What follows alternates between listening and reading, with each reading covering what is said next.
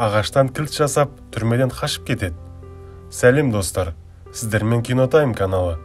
Бүгін біз «Побег из Претории» деген фильмге қысқаша шолу жасайтын боламыз. Бұл оқиға шын өмірде 1970 жылдары болған екен. Ал енді жақсылап жаттап алыңыздар. Басты рөлдерде Гарри Поттерді ойнаған актер. Бұл фильмде оның аты Тим Дженкин және оның досы Стивен Ли. Тим, Стив екеуі өкіметке қарсы шығамыз деп ұсталып қалып ең қатал түрмеге және де адам сенгісіз мерзімге қамалады. Мерзімдерін күтіп отыруға болмайтындығын түсінген екі дос түрмеден қашу жолдарын бірінші келген күннен-ақ ойлай бастайды. Бұл түрмеден әлі ешкім қашып көрген емес. Өйткені бұл жердің қабырғаларының биіктігі 6 метр. Қай жерге барсаң, сол жердің барлығы күзет. Сенің қашқың келіп жүргеніңді біліп қойса, туалеттің суын ағызып үлгермейсің. Бірден охрана келіп бір жеріңді айырып тастайды. Сосын барлығы қабат-қабат есіктер,